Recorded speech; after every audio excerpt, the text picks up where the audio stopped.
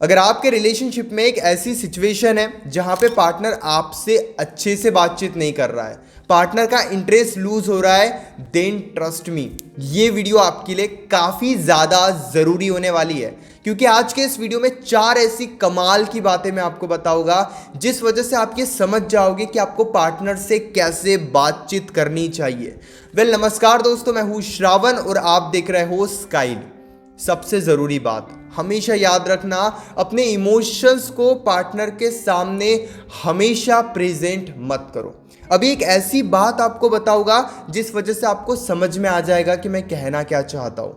लेकिन इससे पहले और एक छोटी सी बात आप समझो। जब हम रिलेशनशिप में होते हैं ना, तब सबसे बड़ा सवाल कि हम पार्टनर के सामने हमारे इमोशंस को क्यों कंट्रोल करें। हम जैसे हैं हमें वैसे ही बन के रिलेशनशिप में रहना चाहिए। और इस बात से मैं 100% एग्री करता हूँ कि आपको रिलेशनशिप में बिल्कुल वैसे ही रहना चाहिए जैसे आप अपने रियल लाइफ में हो। लेकिन अब इस बात को भी आप समझो कि अगर आप सच में अपने लाइफ में कंफ्यूज हो, वीक हो, और अगर आप रिलेशनशिप में भी काफ़ी ज़्यादा वीक बन रहे हो, कमज़ोर बन रहे हो, देन ट्रस्ट मी, पार्टनर की इच्छा नहीं होगी आपसे बातचीत करने की। अब कई बार हमें हमारे इमोशंस को क्यों छुपाना चाहिए रिलेशनशिप में, इस बात को समझो। ये काफ़ी कड़वी बातें हैं लेकिन आपके लिए काफ़ी ज़्यादा ज़रूरी होने वाली है। जैसे कि एग्जांपल मैं आपको देता हूँ। मान लो आपका रिलेशनशिप बहुत अच्छा चल रहा है। उस वक्त पार्टनर को आप ये रियलाइज़ करवा रहे हो कि चाहे रिलेशनशिप में कितना ही बुरा टाइम क्यों ना आ जाए, आप उन्हें छोड़कर कहीं नहीं जाओगे। यानी कि आप पार्टनर को भरोसा दे रहे हो कि आप उन्हें छोड़कर कहीं नहीं जाओगे अगर वो आपके साथ गलत करते भी है तो। अब आपका रिलेशनशिप तब तो बहुत अच्छा चलता है, लेकिन इस बीच पार्टनर को ये भरोसा हो जाता है कि आप उन्हें छोड़कर कहीं नहीं जाओगे। आपकी क्या कमज़ोरी है? अगर पार्टनर आपसे अच्छे से बातचीत नहीं करेगा तो आप परेशान हो जाओगे। ये सारी बातें पार्टनर को पता चल जाती है। अब यहाँ तक भी कोई प्रॉब्लम नहीं है। प्रॉब्लम तब होती है जब रिलेशनशिप में फाइट्स होती है, जब रिलेशनशिप में मिसअंडरस्टैंडिंग होती है। तब पार्टनर को ये पता होता है कि आपको किस बात से फ़र्क पड़ता है और किस बात से फ़र्क नहीं पड़ता है। और पार्टनर वही करता है जिस वजह से आप दुखी होते हो, क्योंकि पार्टनर को बहुत अच्छे से आपके इमोशंस के बारे में पता रहता है कि कहाँ पे आप खुश होते हो, कहाँ पे आप दुखी होते हो। अगर आपको पार्टनर थोड़ा भी इग्नोर करेगा तो आप परेशान हो जाओगे। ये बातें आपसे ज़्यादा पार्टनर को भी पता होती है। और इसी वजह से जब रिलेशनशिप में फाइट्स होती है तब पार्टनर जानबूझकर वो करने लगता है या फिर पार्टनर से वो बातें होने लगती है जिस वजह से आप और ज़्यादा दुखी होते हो। अब आप कहोगे कि इंसान कितने अजीब है, वो हमें जानबूझकर दुखी करते हैं, वो जानबूझकर हमें दुख क्यों देते हैं? जब उन्हें पता है कि हम उनके बिना नहीं रह पाते, जब उन्हें पता है कि हम उनसे बात करना चाहते हैं, तो फिर वो हमें इग्नोर क्यों करते हैं? कोई भी पार्टनर ये इसीलिए करता है क्योंकि उनके अंदर कॉन्फिडेंस होता है कि आप उन्हें छोड़कर कहीं नहीं जाओगे। अगर उनके अंदर से कॉन्फिडेंस हटा दिया जाए तो वो ऐसा करने से डरेंगे।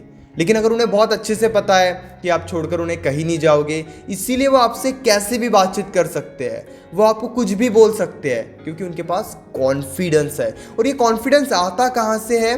हम इमोशंस को शो करते रहते हैं हमेशा।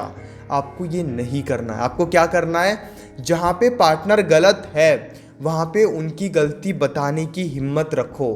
कई बार उन्हें ये भी रियलाइज़ करवाओ कि अगर वो ज़रूरत से ज़्यादा आपके साथ गलत करते हैं, गाली देकर बात करते हैं, गलत तरीके से बात करते हैं, तो आप उनसे दूर भी हो सकते हो।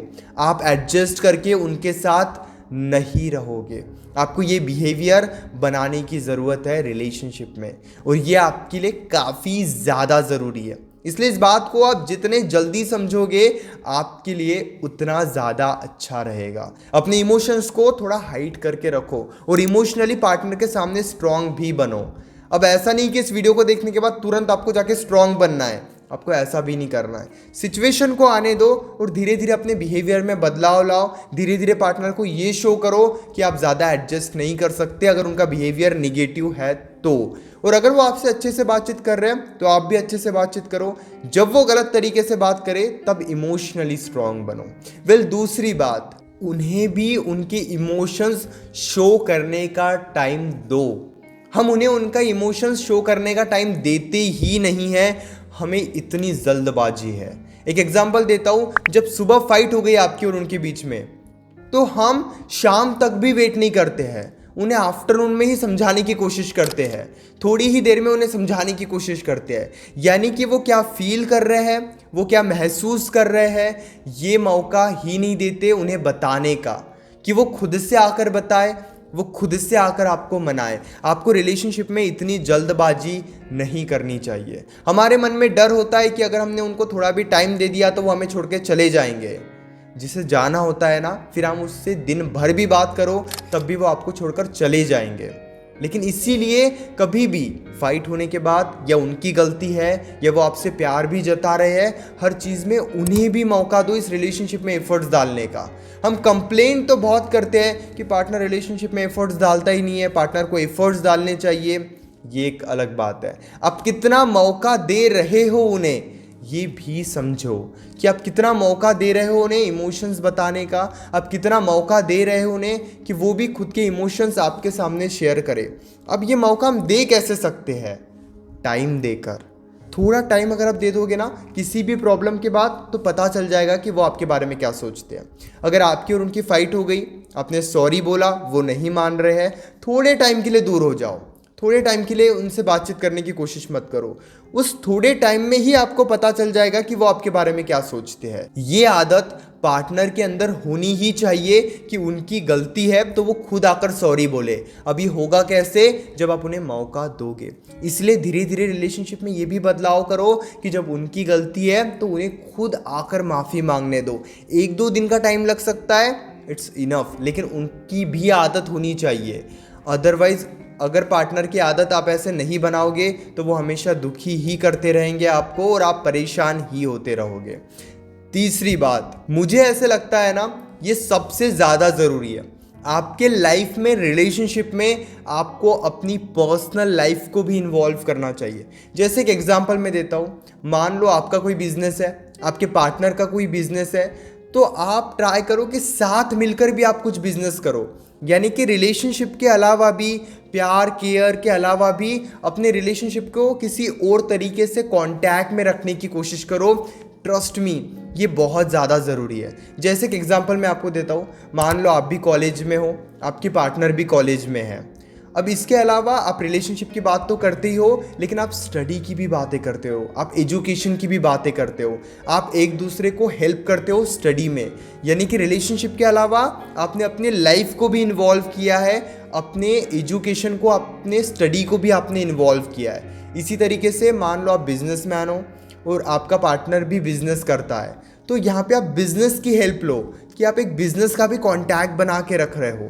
जब हम ऐसे कांटेक्ट बना के रखते हैं ना, तो हमारे रिलेशनशिप में बहुत ज़्यादा इंटरेस्ट रहता है, क्योंकि हमें वहाँ पे हमेशा बात करने के लिए हमारे पास कुछ ना कुछ होता है। इस वजह से क्या होता है, आप भी अपने लाइफ में ग्रो करते हो, वो भी अपने लाइफ में ग्रो करते हैं, और आपका एक स्ट्रॉन्ग कांटेक्ट बना रहता है। इसीलिए केवल केयर करते रहोगे, प्यार दिखाते रहोगे, कुछ टाइम तक ये सब चलेगा।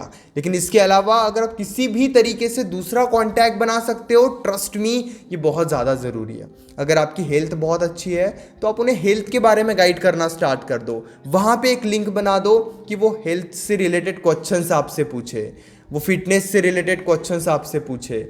ये काफ़ी ज़्यादा ज़रूरी है। जब आप ऐसे कांटेक्ट बना के रखते हो, उससे क्या होता है ना, आपकी बातचीत हमेशा बहुत अच्छे से होती है, और ये बहुत ज़्यादा ज़रूरी है। हमेशा पूछते रहोगे क्या चल रहा है, क्या हो रहा है, तो कुछ टाइम के बाद आपके पास बात करने के लिए कुछ रहेगा ही नहीं। इसलिए जहाँ तक हो सके ना, अपने लाइफ में कोई भी जो इम्पोर्टेंट काम है, उनके लाइफ में जो भी इम्पोर्टेंट काम है, उस काम को एक दूसरे के साथ शेयर करो, ताकि वहाँ पे आपको एडवाइस भी मिले, और अगर कोई प्रॉब्लम है तो आप एक दूसरे की प्रॉब्लम सॉल्व भी कर सको। ये बहुत ज़्यादा ज़रूरी है अगर आप एक लॉन्ग टर्म के बारे में सोच रहे हो तो, कि आपको एक बहुत हेल्दी रिलेशनशिप चाहिए। चौथी और आखिरी बात, अपने रिएक्शंस को कंट्रोल रखो। जल्दी गुस्सा आना, गुस्से में कुछ भी बोल देना, उन्हें इरिटेट करना, खुद इरिटेट होना, ये अगर आप करोगे ना, देन ट्रस्ट में आपकी वैल्यू नहीं बचेगी। कई बार क्या होता है ना, गलत इंसान की भी वैल्यू बढ़ जाती है क्योंकि वो रिएक्ट नहीं करते, और अगर कोई इंसान सही है रिलेशनशिप में तो उनकी भी वैल्यू कम हो जाती है क्योंकि वो बार बार रिएक्ट करते रहते हैं।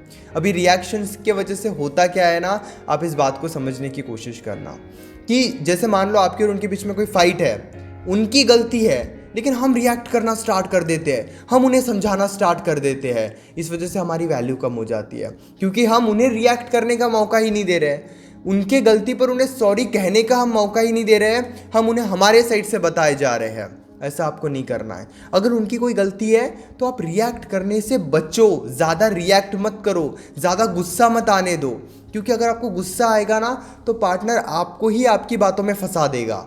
इसीलिए हमेशा याद रखना, रिलेशनशिप में अगर आप गुस्से में आकर पार्टनर से बात करोगे तो आप अपनी ही बातों में उलझ जाओगे। इसलिए आपको ऐसा नहीं करना चाहिए, ये आपके लिए काफ़ी ज़्यादा ज़रूरी है। इस बात को समझो, रिएक्ट करने से बचो। अगर थोड़ा गुस्सा आ भी रहा है तो गुस्से को शांत कैसे करना है इस बारे में आप वीडियोस देखो, रिसर्च करो, ताकि धीरे धीरे आपके अंदर बदलाव आए।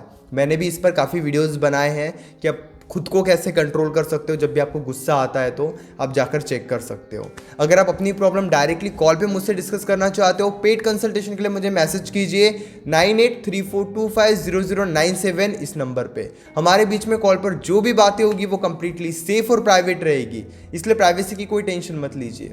और हाँ, चैनल को भी ज़रूर सब्सक्राइब कर लीजिए।